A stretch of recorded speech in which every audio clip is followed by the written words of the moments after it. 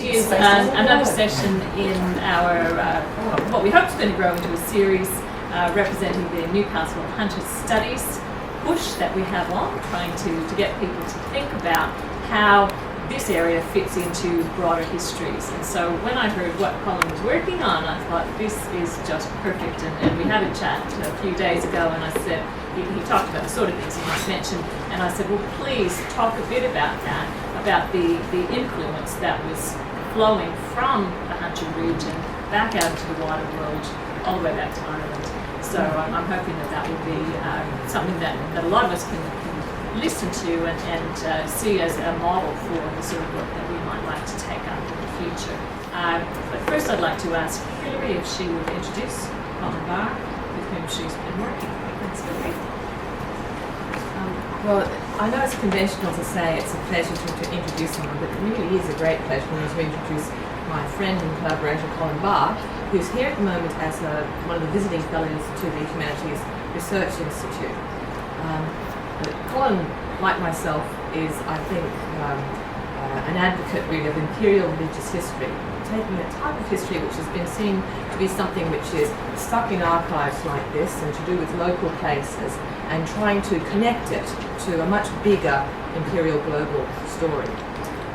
Colin's got a PhD from the University of Cambridge, but is currently a senior lecturer at the University of Aberdeen, where he teaches Irish and imperial history.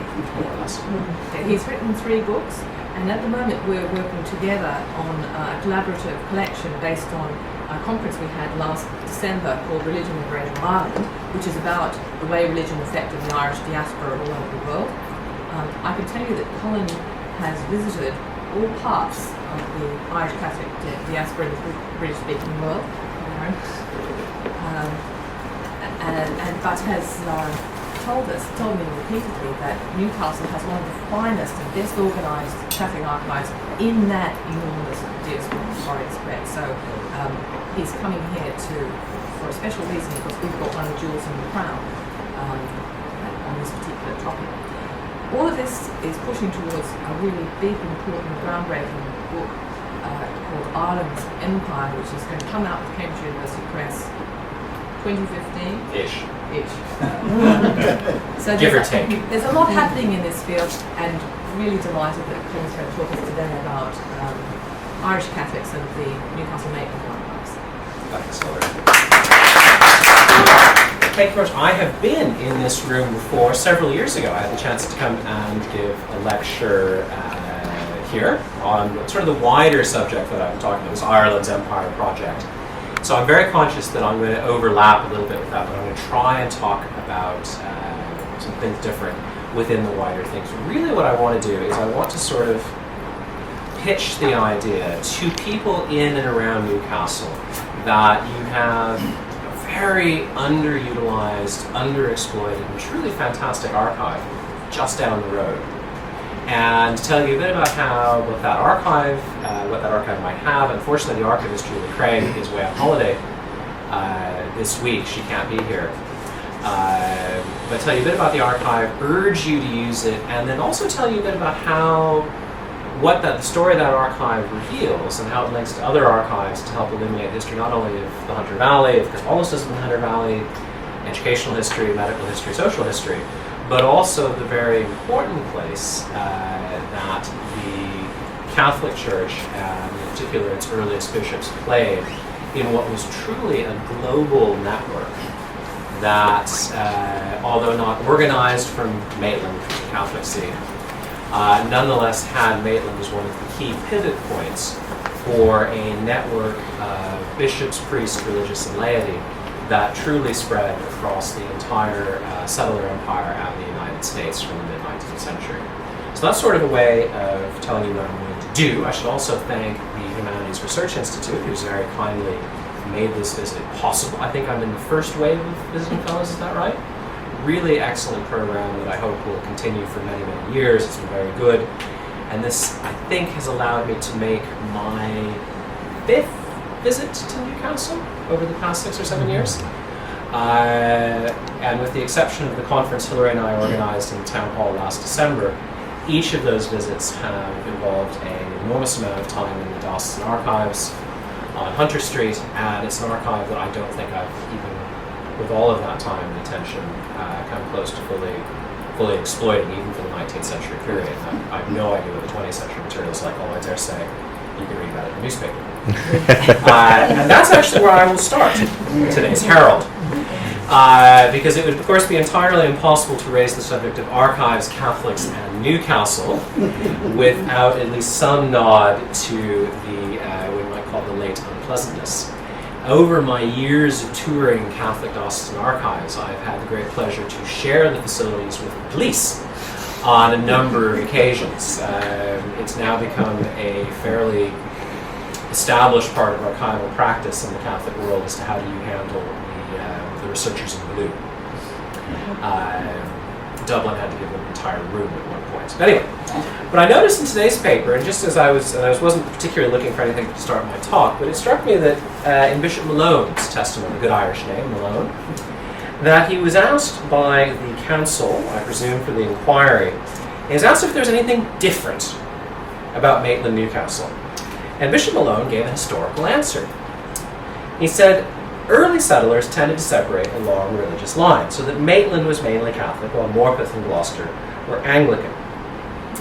Asked if Maitland-Newcastle supplied more priests in other areas, Bishop Malone said the number of vocations, carefully put in quotation marks by the Herald, was high across the board in the 1950s when he entered the seminary. He said Maitland had once about 120 Catholic priests, and a lot of small parishes were established to give him a job. So I suppose he was answering in a way to the question, yeah, Maitland was different. There was something odd about Maitland, or at least the Maitland-Newcastle diocese. As you may know, Newcastle was not originally part of the city of Newcastle. It was not originally part of the Maitland Catholic diocese. It was actually added much later, and the diocesan offices were only relocated in the 1990s to the city of Newcastle. I would argue that although you could certainly, and indeed should, and I hope many people do, could do a very interesting study of the topography of Catholic settlement, clerical vocations in Maitland and the Hunter Valley, that Newcastle and Maitland were not actually all that different in terms of how they fit in Catholic terms into this wider Irish Catholic empire. So I suppose I want to begin then first by making a more generic pitch for the importance of religious history. I know to a predominantly local studies seminar I don't have to pitch to you the idea that we must pay attention to the local, and the local can very often illuminate the national or indeed the global. But sometimes I think we lose focus in the modern era about the importance of religious history. We tend to think it's bishops talking to one another at best, or at worst it becomes the attention of the police and newspapers. However, in the context of identifying or researching or simply describing the Irish Catholic ecclesiastical networks, or simply the Catholic ecclesiastical networks that began to spread out across the English-speaking world from the 1830s, roughly, in Australia, in a focused way from the 1860s. You have, as a consequence of how these networks were formed, the ideological assumptions, the institutional structures, the attitudes, personnel, ethnicity, you have an enormous influence on things like schools. Look how many Catholic schools there are throughout this area. Think of medicine, the Mater Hospital, again, just down the road. There are Mater hospitals almost across the globe, all modeled on the first one in Dublin, Mater Misericordia Hospital on Eccles Street in Dublin. And it's a sign of the existence of a hospital called the Mater of a particular ideological and ethnic Irish network, whether it pops up in Burbank, California, Auckland, New Zealand, Newcastle, New South Wales, or in Dublin, Ireland. So there's all of these impacts. The Catholic Church, of course, sought very much to impose social controls on its laity, on its faithful, whether they should drink, whom they should marry, most crucially, where they should go to school, to a certain extent, and at certain times how they should vote. So there is an enormous importance to the study of religious history and religious institutions. And it's all too often assumed, I think, just because large numbers of Irish people turned up in a particular place, and the Irish are, of course, Catholic, as we all know, that therefore it will be an Irish Catholic Church, and we don't need to give much more thought to its institutions or origins. So that's my sort of starting thesis about the importance of this. Now, what I want to do first is tell you a bit about the archival basis for the study of Catholicism in this region. And I want to do that because I have been struck in the years I've been coming here, I think my first trip to Newcastle was 2004, by how little used and little known the archives here are. And what Hilary said, I think, and I'm certainly saying, is absolutely true. That the archives of the Catholic Diocese of Maitland-Newcastle are by miles, distances, the best Catholic archives for the 19th century in Australia. Substantially better than Sydney, substantially better than Melbourne, substantially better than Brisbane, where the first Catholic bishop had all of his papers burned and only a few letter books survive. What exists here in Newcastle is all of the incoming correspondence of the first Catholic bishop, James Murray, whose picture is, in fact, right there. Yes. Murray was a very interesting character. He was the first resident bishop of Maitland. There was a previous one appointed in the late 1840s who never actually set up a diocese here. He was actually an auxiliary to Archbishop Colin of Sydney. Murray comes in the mid-1860s at a crucial time for Australian religious history, and for Australian Catholic history, and for the history of the Irish in Australia. As I'm sure many of you know, and I don't want to state the obvious to an Australian audience, the Catholic Church in New South Wales was the dominion, if you will, of the English Benedictine order, who were responsible for not only the early wave of missionary priests, there are a few exceptions, but also in the person of Archbishop John B. Polding, the first Catholic bishop in Australia. The Benedictines wanted, and Polding wanted, to create a rather idiosyncratic, in Catholic terms, abbey diocese in Sydney, and they hoped to extend it throughout Australia. And the idea essentially was that Benedictines would provide the clergy for the diocese, but live in a typical Benedictine life in one monastery or ultimately several, and would always provide the leadership, the higher clergy, the vicar general, and of course the archbishop, the bishop, and then archbishop. This, by the 1860s, was unsatisfactory to many of the Irish Catholic immigrants who, of course, had been arriving long before the 1860s, and in some numbers. So what we have in Newcastle, then, in the archives, is essentially the story of the Irish conquest of the Australian Catholic Church in archival form. Murray, James Murray, was one of 3 bishops appointed in the 1860s, following shortly after the first bishop of Brisbane in 1859, who were directly linked, and in fact all, with the exception of one, actually related to Archbishop Paul Cullen of Dublin. They had all, or almost all, gone through a very similar seminary formation, including the Irish College in Rome and the Propaganda Fide, which is the Roman congregation that is both in charge of the Catholic Church and mission territories, but also ran a seminary.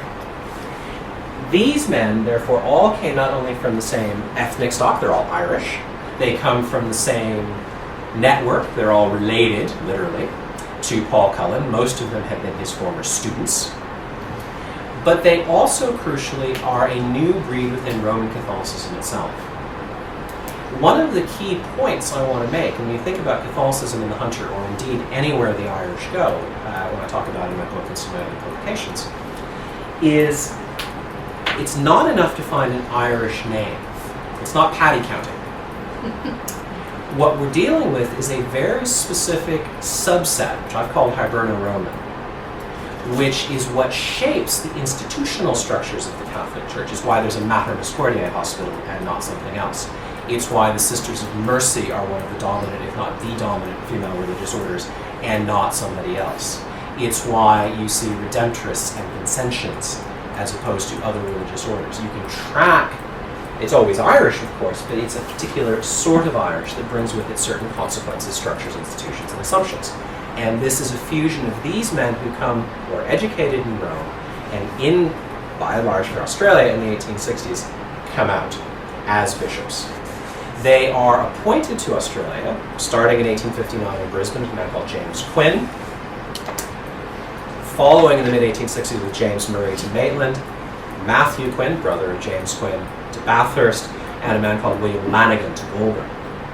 And if you think about the geography of this, what they're doing is surrounding Sydney with newly created dioceses that are, and this is very much consciously an encirclement of Archbishop Colin in Sydney. He sees it as an encirclement. He's trying to fight to oppose these appointments, but he can't stop them. And once they come, then they seek and over time succeed, with a couple of exceptions, in, at least by the appointment of Archbishop Carr in Melbourne and Cardinal Moran in Sydney, succeed in turning the Irish Catholic hierarchy, again with some exceptions, not just Irish, but this particular kind of Irish that I want to keep in the forefront of your mind. So turn back to the archive for a minute. This is an incredibly contentious, difficult, complicated process. The Benedictines are not without allies. They are ferociously resisting not only the initial appointments of men like Murray, but even the creation of dioceses like Goulburn, like Bathurst, like Maitland, because they recognize that any new appointees would likely not be of their own sort.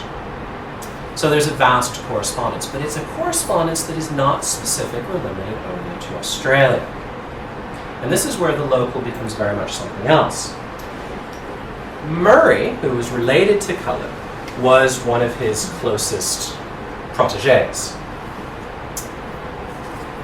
As part of this Australian network, Murray was also part of a network of similar people to himself and the Quinns, from the Irish College in Rome, from the Propaganda Fide, from the Archdiocese of Dublin, many actually physically related to Paul Cullen himself, who spread throughout the world, going to, for example, South Africa, going to New Zealand, going to Canada, going to parts of the United States, and so forth.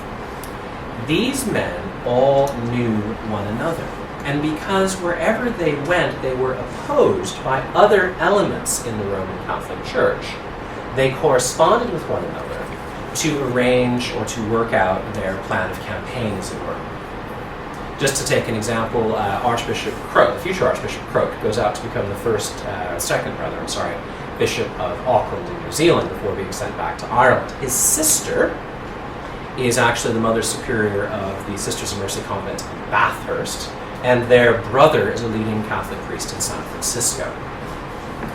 These networks truly span the globe. These men, Murray, Quinn, Croke, they do not perceive the Irish Catholic Church as being limited to one region or area. They are playing on a truly global scale. So again, keeping the archive in focus for a minute, what we have almost uniquely, and I'm really trying to think what the next best or most complete colonial archive for the period would be, and there are major archives in Dublin and in Rome that are of necessity much faster and survive as completely as does Newcastle. But I've now been, I think, as soon as I look in those boxes there, to 97 archives in 10 countries on 5 continents for this project dealing with the Irish Catholic Church. I think I can say, with the exception of the 2 archives in Rome and Dublin, that the Newcastle archive is most complete. Murray was not as central a figure as Cullen himself, or indeed Moran in Sydney from the mid-1880s. But he has an incredibly long episcopate. It lasts from the mid-1860s to the first decade of the 20th century. And it's also important in another way, because Murray's successor, and I don't know if we have a picture of him as well, a man called Patrick Vincent Dwyer, is actually the first Australian-born Roman Catholic bishop. And he has a very interesting and illustrative path, is that he is identified from Albury. He is identified in Bathurst by Matthew Quinn, as a promising student. He is sent to Clonliffe College in Dublin, Colin's own diocesan seminary, established as a counterweight to Maynooth, which he never trusted, the big Irish Catholic seminary. Then he's sent to the Irish College in Rome, and then he comes back and is made Vicar General and then coadjutor bishop, and then finally succeeds in 1909 when Murray dies. And Dwyer lives well into the 1920s. Dwyer's papers are also complete in the Newcastle archives, including substantial diaries, which he sometimes kept in reflections. I did this, I did that, I saw this person, I didn't like that person, but also very specific things. Went to the school, oversaw the examinations, got these results, was angry at the Mother Superior for not teaching enough Irish history or whatever it might be. But also detailed records, for example, of dispensations for things like mixed marriages. So for those of you who are interested in social history, one of the great consequences of this Irish Catholic domination within the Roman Catholic Church as a whole is an increase, not a unique, this is a Catholic teaching, but an increased, indeed almost obsessive emphasis on the marital or sexual separation of Protestants and Catholics. One of the great flashpoints between Murray here in Maitland, the two twin brothers, and Polding in Sydney was that Polding was, in our terms, our modern terms, much more compassionate about this kind of thing. Murray, to give you an example, again from the archives down the road, he heard that one of his parishioners had gone to Sydney and had married a Protestant. And what we have is actually the correspondence with Polding. Murray kept drafts. And Murray wanted to know if this was true. He was so upset that he traveled to Sydney personally. This would have been about 1870. This was not the easiest thing to do. You just don't hop on the train and go down. Found the priest who had conducted the marriage, interrogated him, got a copy of the marriage certificate, went home to Newcastle, to Maitland, and wrote a blistering letter to his archbishop, denouncing the archbishop's failure to impose discipline on his priests and allow this marriage between a Protestant and Catholic to occur. We have that kind of thing. We also have the very bones day-to-day level, because one of the things these Irish bishops did is they insisted the bishop had to give approval for all these things. So in the archives, we know the names, we know how many, we know what parishes they were in. And you've got to pick it out of here and here and here and here. But it's all there. You can build a very useful picture of Catholic and more broadly speaking, social life in the latter part of the 19th century, and I'm sure into the 20th century. Because there's boxes and boxes and boxes in the 20th century I've not had time to look at in all these visits. So we can begin to draw a representative picture of this region. And what emerges is two things, I think. One is the more international story, which is because Murray's correspondence was so very complete. We have letters coming from Newfoundland, we have letters coming from South Africa, we have letters coming from Ireland, from Rome, and from other parts of Australia, detailing, I'm setting up this convent here, I'm opening a hospital there, I'm libeling an English bishop over here. Because they were into that sort of thing too. They actually, you can plot the destruction of the English Benedictines through Murray's correspondence. They're quite open about this. They're gathering, packaging, and retailing allegations ranging from financial incompetence to sexual indiscretions. And it's basically a industry. And Murray is, to a great extent, or at least the archives reveal him to be, until 1882, when Moran is appointed, Cardinal Moran is appointed to Sydney, is the chief Australian agent for this. And that's an enormously important role. So you have to, in a sense, write the history of global Catholicism out of Newcastle. Because with the archive in Rome and with the archive in Dublin, it's the other big archival deposit that survives. So there's that international theme that I sort of want to leave out there for you to think about. But the other one is some other things we can learn from the Newcastle archives that are hugely significant. I'm sure most of you are familiar with the physical presence in buildings and schools and hospitals of the Sisters of Mercy in this area. Hugely important. Singleton, the big convent out there, the Madame Miscordier Hospital,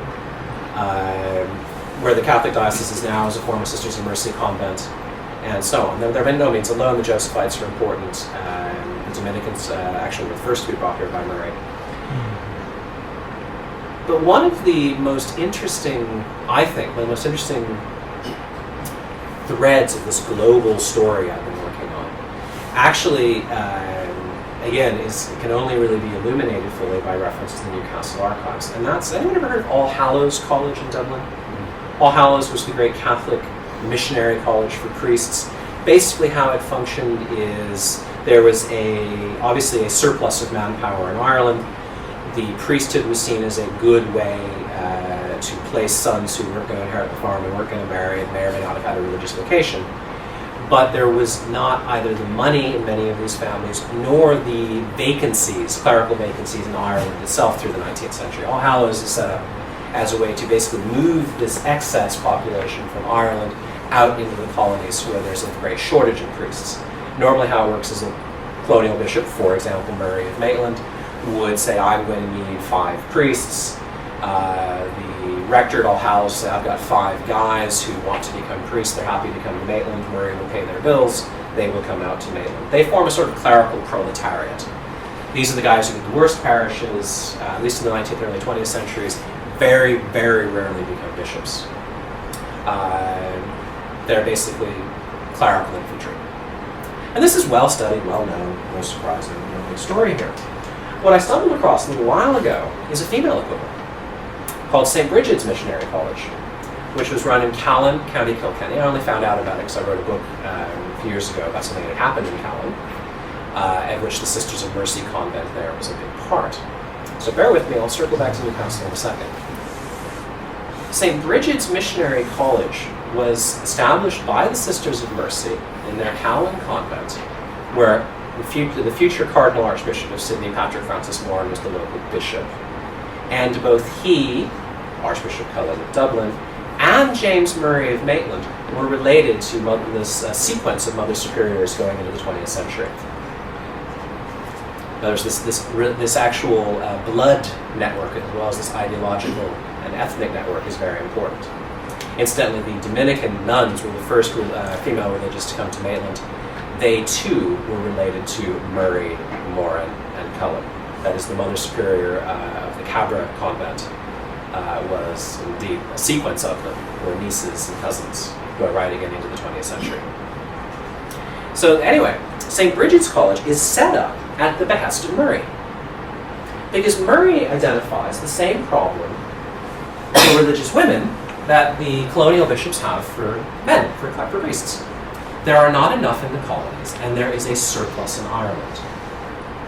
So what St. Brigid's does is not to train Sisters of Mercy, or not specifically, it's not a mercy novitiate. A girl called an aspirant would come to Callan in County Kilkenny, where her fees would be paid by a colonial bishop or a religious order. And it could be the Presentation Sisters in Tasmania, the Mercy Sisters in Newcastle, the Mercy Sisters in Newfoundland, the Assumption Sisters in Grahamstown, South Africa, on and on. And they would get a formation, an ideological formation, in this Hiberno-Roman, very Roman devotional practice, and then they would go out and become all these different religious orders. And what we have is the first group, the first of 3, are for this diocese. We know their names, we have reports about their personality, we know how they were educated, we know their formations. It's very rare material looking at religious women this early, where they tend to be very obscure in the historical record, very self-effacing and indeed effaced. And all of this correspondence is going backwards and forwards because Murray is here. And the Mother Superior and the mistress of the school, St. Brigid's, is writing him detailed letters, sending him, look, I think we should educate them this way. He writes back, so that sounds good to me. Or sending him prospectuses, does this work? Or here's the report on your first 4 subjects, my lord, what do you think of them? This one's not very good at music, is that okay? And we have then, and this builds to well over, I was only allowed to use the register after many, many years, up to 1918. The school closes in 1952. It actually just continues as a girls' boarding school and a day school now in Callan, very, very reputable. As a missionary college, it stops in the 1950s, but something like 2,000 young women are sent out into the Empire. It's not dramatically different in numbers from All Hallows. Has anyone ever heard of St. Brigid's? I found one printed reference in the literature by Sue Ellen Hoy, who's a great historian of American Catholic religious women, where she has a paragraph mentioning some women from a place called St. Brigid's College came to Chicago.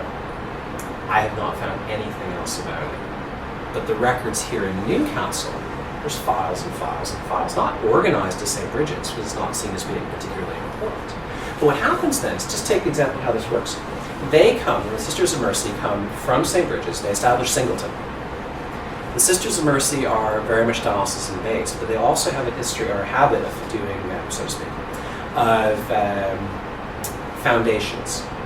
So Singleton found something in Newcastle, they found something in Bathurst, they go to Broken Hill, and most importantly, they go to Parramatta. And in each of these places, they establish schools, usually a free school which is subsidized by a pay school. So they target the elite who will pay, and they use that to cross-subsidize the students. This allows the Catholic Church, whether it's in New South Wales or in Newfoundland or in Ontario or in wherever, to provide full education for its own people outside a state system that they are vehemently opposed to. One of the, of course, the enduring issues in 19th century colonial history is the rouse over education. Well, that happens in Manitoba in the 1890s, New South Wales in the 1860s, 1870s, probably the 1880s, I think let's just say the 19th century and beyond. And this is constant across the board. The sectarianism and animosity that comes from that, politics in many ways revolves around this. The Catholic bishops try to shape the political behavior, whether that's of the early Australian Labour Party or whether that's of the Newfoundland Conservative Party, all around the issue of who will provide denominational education. Although in the absence of state-funded denominational education, they have to provide alternate provision. Sisters of Mercy are absolutely crucial to this.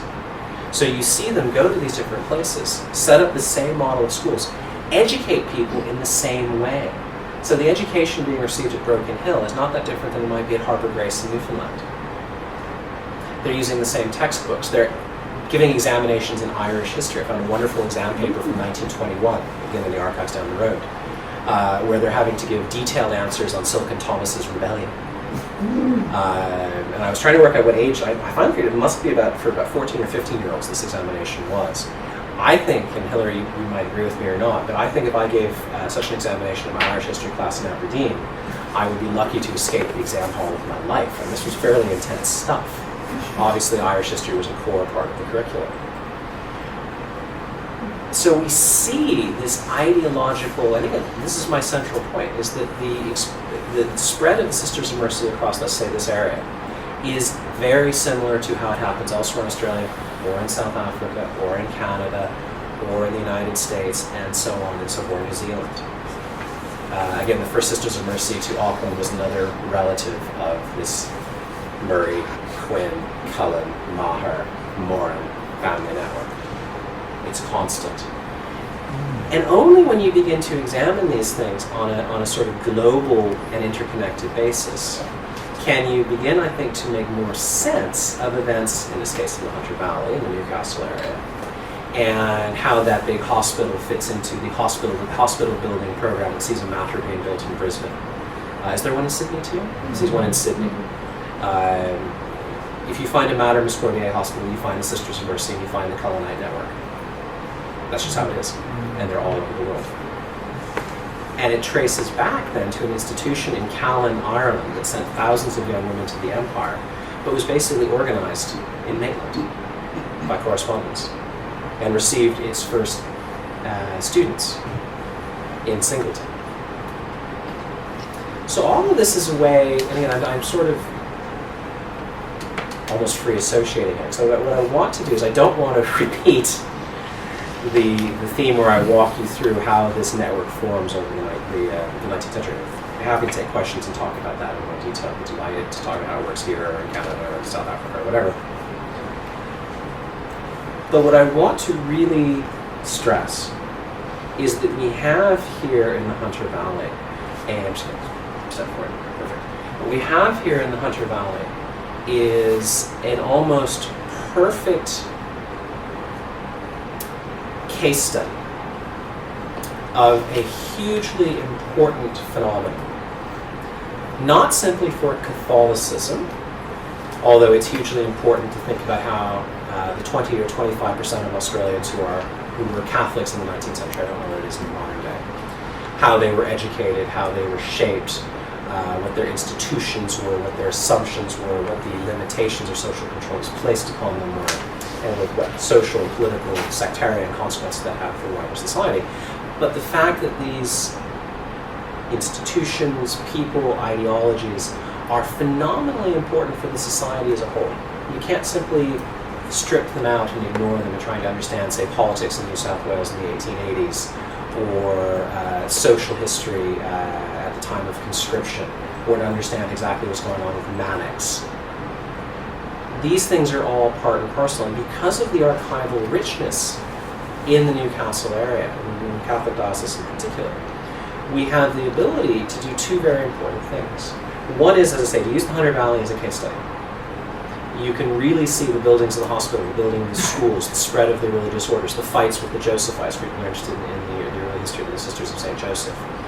You have the ethnic history, the spread of the Irish. Father, is it true what Bishop Malone said about the ethnic, where the Irish went to Maitland and the Anglicans went to, what was it, Morpeth? We can document all of that in extraordinary detail locally. And we can use that case, which is what I'm trying to do for the book, to then tell that story on a more global basis because our records are so good here. But, and perhaps more importantly, this is where I think there's a really exciting intersection between local history and a more global history, where local history can really emphasize it. And that is, we have the ability to see the international dimension because that archive, because Murray, to a lesser extent Dwyer, were at the, not at the center, but one of the core members of what effectively was a global network over 50 or more years in 6 or 7 different countries. And the correspondence is not been edited, whatever Bishop Malone may or may not have been up to in the 20th century with his Naughty Priests file. It's not been edited, not been censored. It's been organized, but only in the sense it's all in a box, with many, many boxes, and it's, this is this box, this is that box, totally untouched. So I finish, because I know I've been given the time signal, I finished with this sort of plea to use what you have here, not simply to illuminate your own region, although that too, but to consider it as a way into a much more global international story. I think I'll stop there.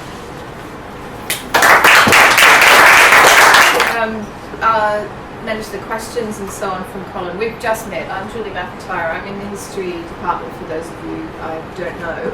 I work with Nancy Cushing and those of the rest of us who will be becoming involved in Newcastle Hunter Studies.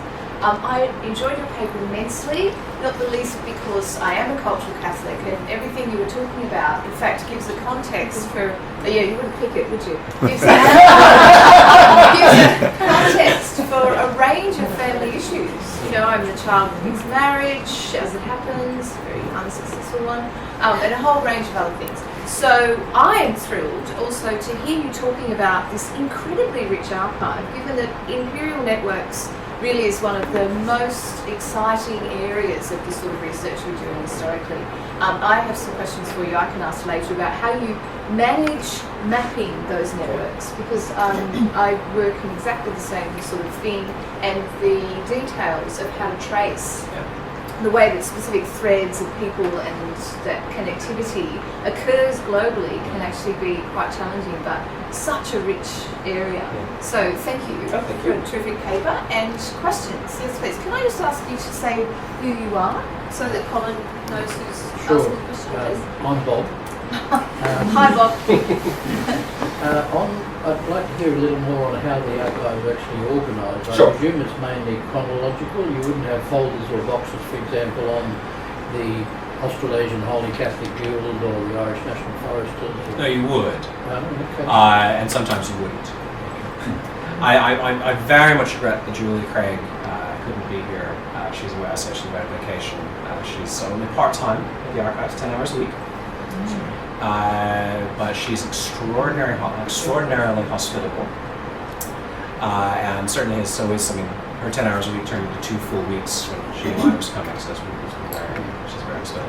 It's organized by episcopate, primarily. Which is very normal in Catholic archival circles. So there are the Murray papers and then the Dwyer papers and so on. Now, there are also separate collections on no particular rhyme or reason for some institutions, for example, a particular hospital or a particular school or a particular parish. There is a master catalogue for the Murray papers, and I believe I am correct in saying that, subject to correction on this, for the Dwyer papers, which takes it well into the 20th century, the 1920s, certainly for Murray. Now, this is something that Julie holds herself. It's hers. It's the archive, so you can't. I don't think she can give a copy out. It's not available online. But it does make it very easy to find material. A word of warning is that it's been keyed in by volunteers who may or may not know what might be of interest to historians for very good reasons, because we don't know ourselves sometimes. So you have to read around. It's an archive that, as I say, it's almost impossible to exhaust, and very easy to miss things. And that is, in a sense, part of its richness. So before the archivist takes in the boxes. Can I just ask you? Yeah, sorry, very well. I've often wondered about Holding's, virulent resistance to Irish clergy coming around.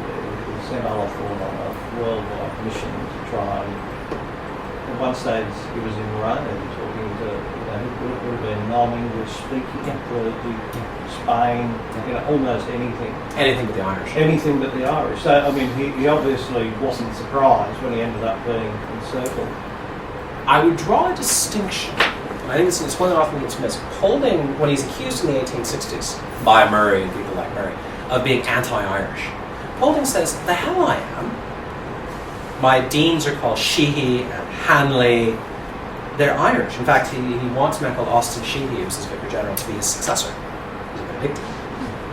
And Sheehy is actually very effectively destroyed by Murray and the Quinn brothers, and for being, he was a drunk financially. It's always that or sex. It's usually something.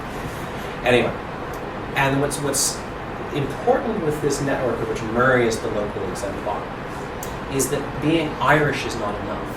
Holding's not anti-Irish. He's Benedictine. And he represents a Benedictine spirituality, which, yes, is the English Benedictine. So there's a lot of Englishness associated with that. The Irish always just call them English. They don't. The Irish themselves don't make this distinction. It's the English.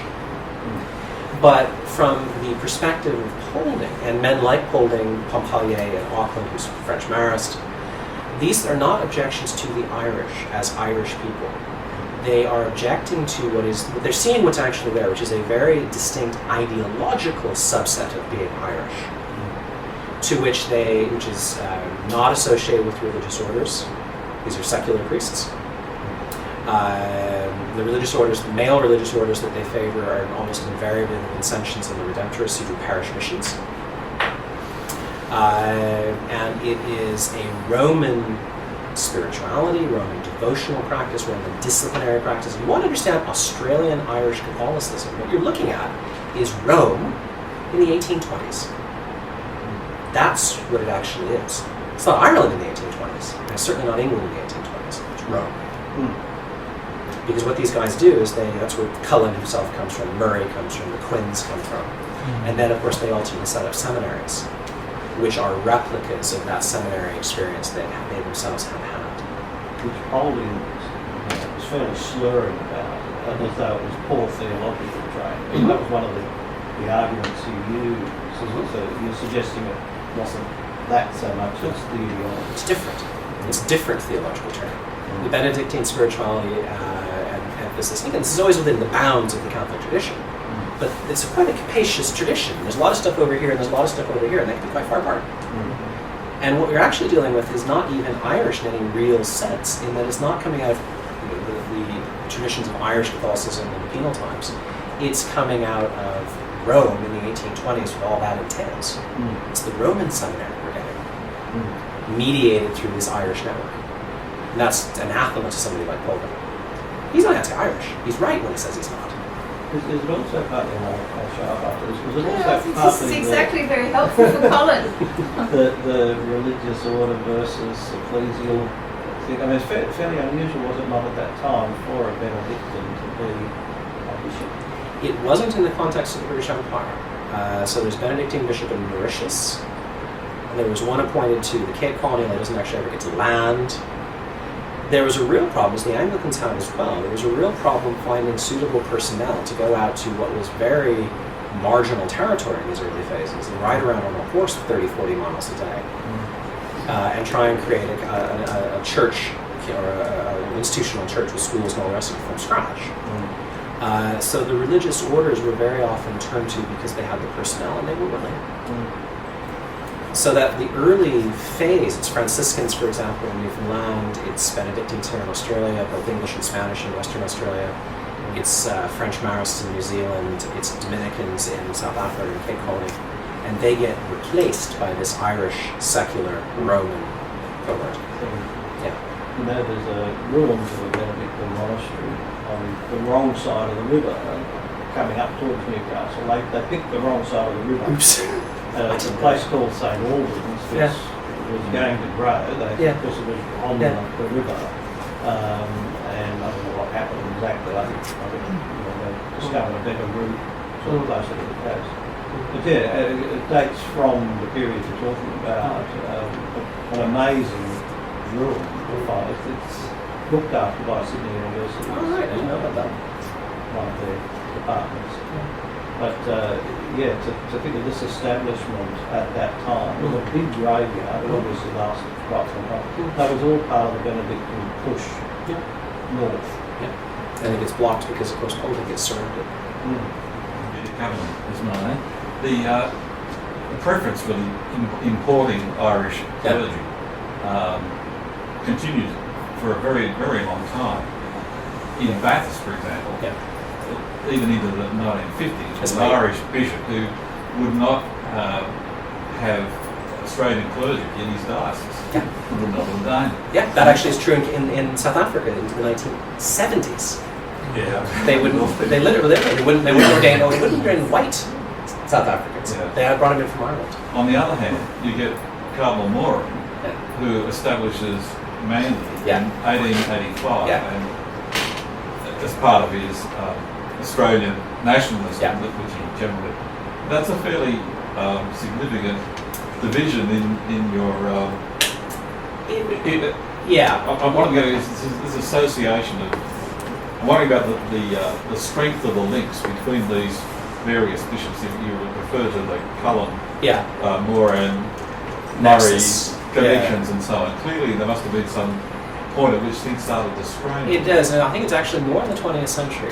You're very right to point that out. I think one of the things we see, and a hugely important thing I want to emphasize, and Manly is exactly one of these things. So just to give you an example, the first rector of St. Patrick's Manly, which was intended to be the seminary for all Australasia, was a man called Michael Verdon, Moran was Cullen's nephew.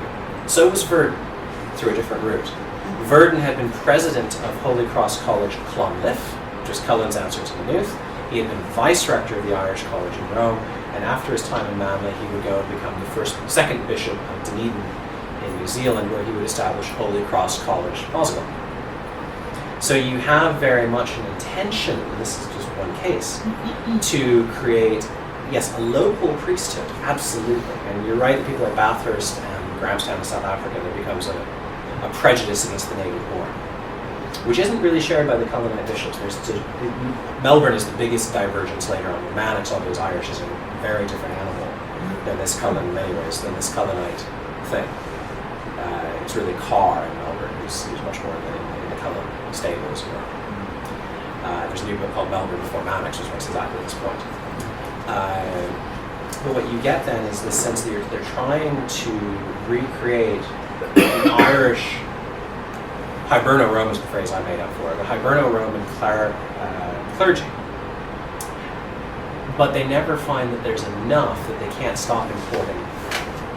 And certainly with things like the Sisters of Mercy, they're very keen on getting local women, and they do.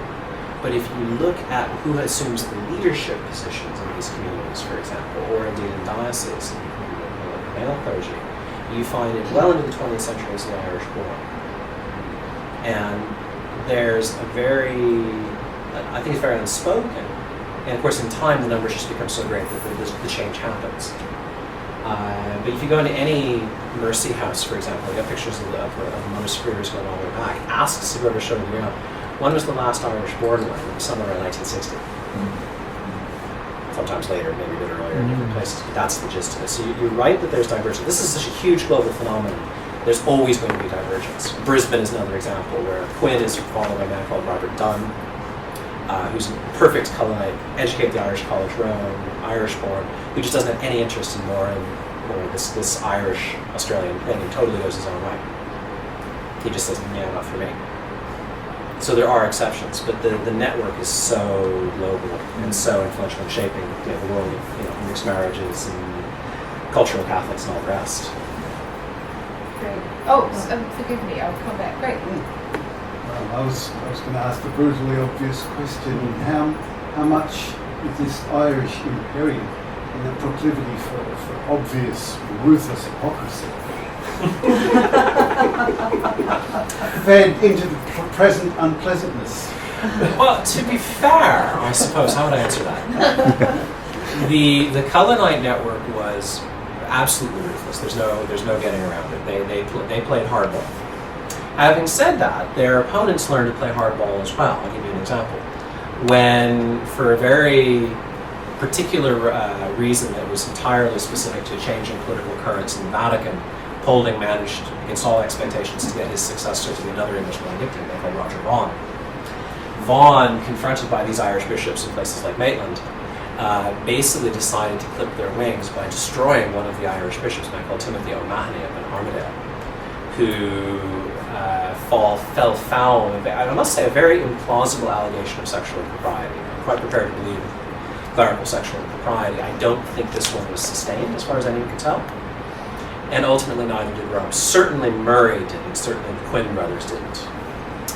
And Vaughan effectively managed O'Mahony's complete destruction. It's very likely that Vaughan didn't believe in it either. So these boys could play hardball going both directions. I think in terms of whether you want to assign any blame for the clerical scandals, you can, I think, insofar as what the Irish Catholic bishops and this network achieved was an almost totally self-sustaining and contained Catholic world. Seminaries, schools, hospitals, insurance schemes, fraternal orders, parades, enormously powerful social controls on things like mixed marriages. I remember I gave that paper in New Zealand a year or two ago, and a chap put his hand up and said that he himself had come from mixed marriage in New Zealand in the 1930s. And his father had been excommunicated and shunned. His family shunned by the local community. And New Zealanders had their self-narrative this wonderful, tolerant, progressive society. This was the 1940s. So incredibly, in Invercargill was where it was. And incredibly powerful social controls. I think such inward-looking, self-referential, and in clerical terms, authoritarian setups probably are more conducive, I don't think necessarily to sexual assault, but are more conducive to covering such things up. So I would answer that. Two questions. The young women who were trained at St. Bridget's and came out here, they then joined the Sisters of Mercy and became nuns? Yes. Okay. The word, it was, as far as I can tell, and I'm very much subject to correction on this, but as far as I can tell, Murray, Moran, and Mother Maher, who organised this in Kilkenny, thought up an entirely new category called aspirant. They weren't novices, and they certainly weren't nuns, because they weren't pledged to any religious order in particular when they were in St. Bridget's. It was exactly the model of All Hallows. Think of it as a draft. Do you have the draft in Australian sports? Or no, you don't. Okay. In American AFL, you do. Okay. In American sports, you look at the colleges, and the team says, "Well, I've drafted this person. No one else can sign them." It's almost like a clerical draft, is that they, in this case for women religious. So the Bishop of Hobart, say, who's part of this network, he has a presentation convent there. He's short of some women. He writes to Colin and says, "I need two, and I need them to be able to teach math, I need them to be able to teach music, or I need them to be nurses, whatever it is." And he sends a check. And St. Bridget's then says, "Okay, well, Mary Sullivan, you've just arrived from Loughrea, and you're willing to go on a colonial mission. How do you feel about Tasmania and teaching music? Can you sing?" And she says yes, and she's given a year's formation, not in how to be a presentation sister, but in how to be a good nun. And with the religious, the discipline of a religious house. And of course, what this is the formation, the devotional practices she's exposed to, are part of, again, this conformed Rome in the 1820s mediated through Ireland. And then she's, after 6 months or a year, pushed out the door, sent to Hobart, where she joins the order, and in due course becomes a choir sister usually, because there's a differentiation in most female religious orders. Choir sisters are the elite, lay sisters do the cleaning. Mm-hmm. So they go into the elite mostly.